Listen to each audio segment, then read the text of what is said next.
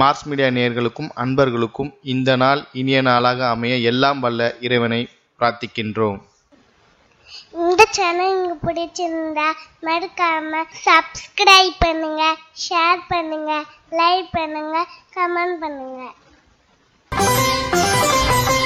மீனராசி அன்பர்களே, இந்த அருமையான பதிவில் நம்ம என்ன பார்க்க போகிறோம் அப்படின்னா, நிகழும் மங்களகரமான குரோதி வருடம் பங்குனி மாத ராசி பலன். இந்த பங்குனி மாதம் உங்களுக்கு எந்தெந்த கிரகங்கள் அற்புதமாக நன்மையை செய்ய போகிறது, எந்தெந்த கிரகங்கள் மூலமாக நீங்கள் கவனமாக இருக்கணும், பரிகாரமாக என்ன பண்ணினா ரொம்ப விசேஷம் அப்படிங்கிறத பற்றிலாம் நம்ம இப்போ மிக தெளிவாக பார்க்க போகிறோம். ஃபர்ஸ்ட் ஆஃப் ஆல், உங்களோட பகைருண ரோகாதிபதி சூரிய பகவான் ஜென்மராசியில் இருக்கார். அடி தூள். ஏன்னா 6ஆம் இடத்து அதிபதி ஜென்மராசியில் இருக்கிறது குழப்பம் இருக்கும், டென்ஷன் இருக்கும், கோபம் இருக்கும், புரியுறதா, வீண் மனக்கிலேசம் இருக்கும், டென்ஷன். முக்கியமாக இதெல்லாம் நான் வந்து உங்களுக்கு எச்சரிக்கையாக தான் சொல்கிறேன். தசாபுக்தி அதெல்லாம் உங்களுக்கு ஃபேவரபுளாக இருந்ததுன்னா ஒன்றும் பிரச்சனை இல்லை. இருந்தாலும் நீங்கள் உங்களுக்கு வந்து இந்த சூரிய பகவான் பகைருண ரோகாதிபதி, 6ஆம் இடத்து அதிபதி, சத்ரு ஸ்தானம்.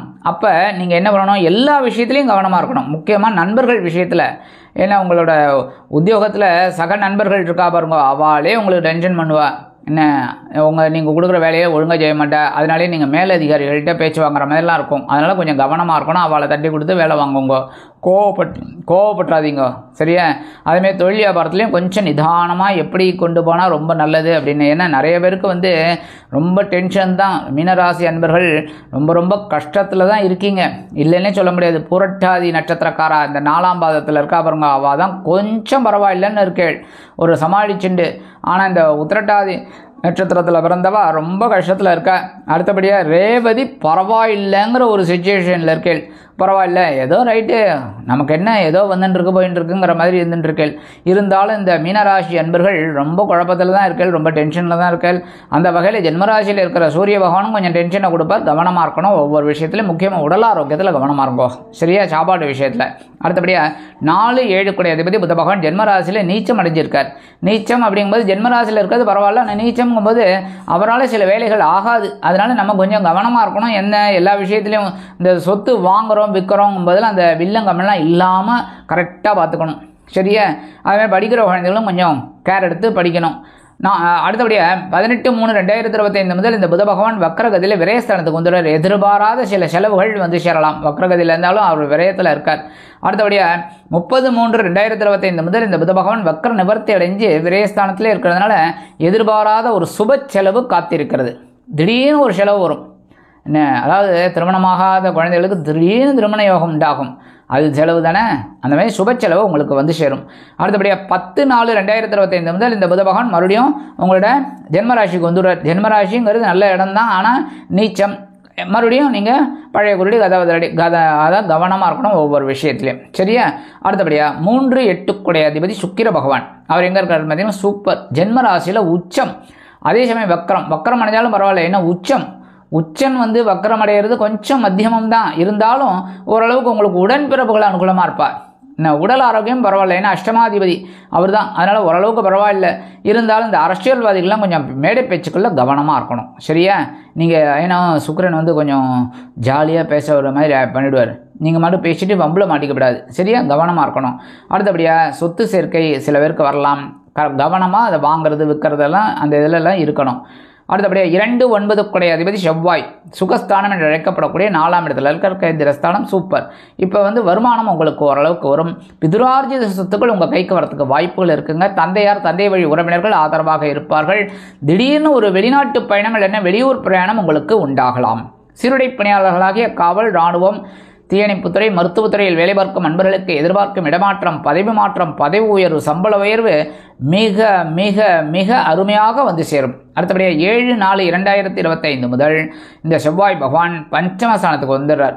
5ஆம் இடம் பரவாயில்லைன்னு இருந்தாலும் நீச்சம் போது இந்த 5ஆம் இடத்துக்கு உண்டான காரகத்துவத்தை நம்ம கரெக்டாக எடுத்துக்கணும். அந்த பாவகத்தை எப்படி, இந்த பாவகம் அப்படிங்கிறது பார்த்தீங்கன்னா 5ஆம் பாவகம் என்ன, குழந்தைகள் விஷயத்தில் கவனமாக இருக்கணும். ஆன்மீக விஷயங்களை அதிகமாக எடுத்துட்டேள் அப்படின்னா ரொம்ப விசேஷம். சரியா? அதுமாதிரி கோவில்களுக்கெல்லாம் நீங்கள் ஏதாவது டொனேட் பண்ணுறது ரொம்ப நல்லது. அடுத்தபடியாக குலதெய்வ பிரார்த்தனைகள் ஏதாவது இருந்ததுன்னா அதை மிஸ் பண்ணாமல் அதை முடிச்சிடுங்கோ. அடுத்தபடியாக இந்த வீட்டில் ஏதாவது ஒரு பிரார்த்தனைகள், நீண்ட நாள் பிரார்த்தனைகள் அதெல்லாம் இருந்ததுன்னா அதெல்லாம் முடிக்கிறது ரொம்ப ரொம்ப நல்லதுங்க. உங்கள் ராசிநாதனம் ஜீவனாதிபதியான குரு பகவான் சகாயஸ்தானம் என்று அழைக்கப்படக்கூடிய 3ஆம் இடத்துல இருக்கார். 3ஆம் இடம் மத்தியமமான பலன்களை தான் கொடுப்பார். இருந்தாலும் உடன்பிறப்புகள் அனுகூலமாக இருப்பார். என்ன, ஒவ்வொரு விஷயத்துலையும் நீங்கள் நுணுக்கமாக செயல்பட்டீங்கன்னா ரொம்ப நல்லது. இந்த 3ஆம் இடம்ங்கிறது முயற்சி ஸ்தானம். ஸோ முயற்சிகள் கொஞ்சம் உங்களுக்கு அப்படி இழுக்கும். ஆனால் அதெல்லாம் நீங்கள் அப்படியே தூக்கி போட்டு முயற்சிகளை மேற்கொள்ளுங்கள், உங்களுக்கு வெற்றிகள் தானாகவே வந்து சேரும். அடுத்தபடியாக இந்த குரு பகவானோட பார்வைன்னு பார்த்தீங்கன்னா 5ஆம் பார்வை உங்களோட கலத்திரஸ்தானத்தை பார்க்குறாரு. ஓரளவுக்கு பரவாயில்லை, வாழ்க்கை துணை இருந்தாலும் நீங்கள் அட்ஜஸ்ட் பண்ணிட்டு தான் போயிட்டு இருக்கீங்க, கரெக்டாக? அடுத்தபடியாக 7ஆம் பார்வை உங்களோட பாக்கியஸ்தானத்தை பார்க்குறாரு. தந்தையார ஆதரவாக இருக்கார். தந்தை உறவினர்கள், பிதுரார்ஜித சொத்துக்கள் இதெல்லாம் உங்களுக்கு ஓரளவுக்கு வந்துக்கிட்டு இருக்குங்க. அடுத்தபடியாக 9ஆம் பறவை உங்களோட லாபஸ்தானத்தை பார்க்குறாரு. லாபம் அப்படின்னாலே ரொம்ப விசேஷம். உத்தியோகத்தில், தொழில் வியாபாரத்தில் நீங்கள் பரபரப்பாக இருந்தீள் அப்படி அப்படின்னாலே உங்களுக்கு கண்டிப்பாக இந்த லாபங்கள் வந்து சேரும். 11, 12 குடையாதிபதி சனீஸ்வர பகவான் விரயஸ்தானத்தில் இருக்கார். அதாவது லாபாதிபதி, விரயாதிபதி விரயஸ்தானத்திலே இருக்கார். அதனாலே செலவுகள் உங்களுக்கு ஆட்டோமேட்டிக்காக வந்துட்டே தான் இருக்குது. நீங்களே கேட்கலாம், யாருக்கு தான் சுவாமி செலவு இல்லைன்னு? எல்லாருக்கும் செலவு இருக்குது, கரெக்டாக? ஆனால் உங்களுக்கு என்னென்னா நிறைய வந்துட்டே இருக்குது. ஒரு செலவு முடிஞ்சுது அப்படின்னா அபகாடான்னு நீங்கள் சோஃபாவில் போய் உட்காந்துன்னு வச்சுக்கோங்க, டக்கு டக்குன்னு கதவை தட்டி இன்னொரு செலவு வந்து உட்காந்துருக்கு. என்ன பண்ணுறது? ஒன்று ஒன்றா நீங்களும் மீட் அவுட் பண்ணிகிட்டே இருக்கிறது. சரி, சந்தோஷமான செலவாக எடுத்துக்கோங்க. உடல் ஆரோக்கியத்தில் கவனமாக இருந்ததுனாலே இந்த மருத்துவ செலவுகள்லாம் மறையும். அடுத்தபடியே 29/3/2025 முதல் திருக்கணித பஞ்சாங்கப்படி இந்த சனீஸ்வர பகவான் உங்களோட ஜென்மராசிக்கு வந்துடுறார். ஜென்மராசிக்கு வந்துட்டாலே கொஞ்சம் பிரச்சனை இருக்கும், சரியா? ஏன்னா 12ஆம் இடம்ங்கிறது பரவாயில்லை, செலவுகள் தான். ஆனால் ஜென்மராசியில் வரும்போது ஒவ்வொரு விஷயத்துலையும் நம்ம எடுத்து வைக்கிற அடிகள் வந்து அப்படியே யோசனையோடு எடுத்து வைக்கணும். அவசியமாக யோசிக்கக்கூடாது, கவனமாக இருக்கணும் ஒவ்வொரு விஷயத்துலையும். முக்கியமாக உடல் ஆரோக்கியத்தில் கவனமாக இருங்கோ, பேசுகிற வார்த்தைகளில் கவனமாக இருங்கோ, எடுக்கிற காரியங்களில் கவனமாக இருங்கோ. எடுத்தோம் கவிழ்த்தோம் அப்படின்னு நடந்துக்கக்கூடாது, சரியா? அதேமாரி உத்தியோகத்தில், தொழில் வியாபாரத்தில் ரொம்ப சிறப்பாக செயல்படணும் அப்படின்னா ஒவ்வொரு விஷயத்துலையும் கவனமாக இருந்தால் ரொம்ப நல்லதுங்க. ராகு பகவான், அதாவது சாயா கிரகம் என்று அழைக்கப்படக்கூடிய ராகு பகவான் உங்கள் ஜென்மராசியில் இருக்கார். கேது பகவான் கலத்திரஸ்தானம் என்று அழைக்கப்படக்கூடிய 7ஆம் இடத்துல இருக்கார். குழப்பம் இருந்துகிட்டே இருக்குது, கரெக்டாக? ஏதோ ஒரு ரூபத்தில், ஏதோ ஒரு விஷயத்தில் வந்துட்டே இருக்குது குழப்பம். இதை முடித்தா அது பரவாயில்லன்னு பார்க்கலான்னு பார்த்தா அதுவே முடிய மாட்டேங்கிறது. அடுத்தது எங்கே போய் பார்க்குறது? இந்த மாதிரி தான். ஆனாலும் சில நேரங்களில் சில காரியங்கள் தாமதமானாலும், இந்த வெளியூர் இல்லைன்னா வெளிநாடு போய் படிக்கணும், உத்தியோகம் பார்க்கணும்னு நினைக்கிற குழந்தைகளுக்கெல்லாம் கொஞ்சம் காலதாமதமானாலும் இறுதியில் அவர்களுக்கு வெற்றிகள் வந்து சேரும். எல்லா விஷயத்துலையும் கொஞ்சம் கவனமாக இருக்கணும், அவ்வளோதான். புரியுறதா? முதல்ல தொழில் வியாபாரத்தில் கூட்டாளிகள்கிட்ட கவனமாக இருக்கணும், உத்தியோகத்தில் நண்பர்கள்கிட்ட கவனமாக இருக்கணும். என்ன, எல்லா விஷயத்துலையும் கவனமாக இருந்ததுன்னா ரொம்ப ரொம்ப நல்லதுங்க. சரி, பரிகாரமாக என்ன பண்ணினா ரொம்ப விசேஷம், முருகப்பெருமான் வழிபாடு கண்டிப்பாக பண்ணணும். ஏன்னா செவ்வாய் பகவான் வந்து உங்களோட பஞ்சமஸ்தானத்தில் நீச்சம் அடைஞ்சு சஞ்சாரம் பண்ண போகிறார். ஸோ கவனமாக இருக்கணும் எல்லா விஷயத்துலையும். அதுக்கு முருகப்பெருமான் வழிபாடு செவ்வாய்க்கிழமை தோறும் எம்பெருமான் முருகப்பெருமானை வள்ளிதேவசனா சமேத எம்பெருமான் முருகப்பெருமானை வழிபாடு செய்ய, அதாவது செவ்வரளி மாலை கொண்டு நெய்தீபமேற்றி வழிபாடு செய்ய சுபகாரிய நிகழ்ச்சிகள், சுபிக்ஷங்கள் அற்புதமாக நிறைவேறும். மனதிற்கு ஒரு மகிழ்ச்சியை கொடுக்கும். நீங்கள் எதிர்பார்த்த இடமாற்றம் இனிமையாக அமையும். உறவுகள் பலமாக இருப்பார்கள். நீங்கள் முன்னேறக்கூடிய அளவிற்கு ஒரு வருமான வாய்ப்புகள் வந்து சேரலாம். அடுத்தபடியாக சனீஸ்வர பகவான், நவ கிரகங்களில் உள்ள ஆயுள்காரகர் என்று அழைக்கப்படக்கூடிய சனீஸ்வர பகவானை சனிக்கிழமைகளில் ஏல் தீபமேற்றி சனி பகவான் காயத்ரி சனீஸ்வர பகவான் கவச்சம் சொல்லி வழிபாடு செய்ய உங்கள் மனதில் உள்ள சங்கடங்கள், சிரமங்கள் கண்டிப்பாக குறைந்து சுபிக்ஷங்கள் அருமையாக நிறைவேறும். அடுத்தபடியாக புற்றுக்கோயில், ஆஸ் யூஷுவல் நான் ஒவ்வொரு மாதமும் சொல்லுவேன், கரெக்டாக? புற்றுக்கோயில் போயிட்டு வாங்க. செவ்வாய்க்கிழமை, வெள்ளிக்கிழமை, ஞாயிற்றுக்கிழமை.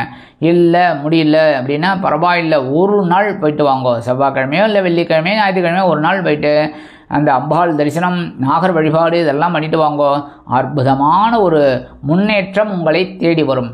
ஆக இந்த சிறு பரிகாரங்களின் மூலம் நிகழும் மங்களகரமான குரோதி வருடம் பங்குனி மாதம் அற்புதமான ஏற்றம் தரும், மாற்றம் தரும், இனிமைகளை அள்ளித்தரும் மாதமாக அமையும் என்று கூறி விடைபெறுகிறேன். நன்றி, வணக்கம். மீண்டும் ஒரு அருமையான பதிவில் நான் உங்களை மனமகிழ்ச்சியோடு சந்திக்கிறேன். வாழ்த்துக்கள். வாழ்க வளமுடன். இந்த சேனல் உங்களுக்கு பிடிச்சிருந்தா மறக்காம சப்ஸ்கிரைப் பண்ணுங்க, லைக் பண்ணுங்க, ஷேர் பண்ணுங்க.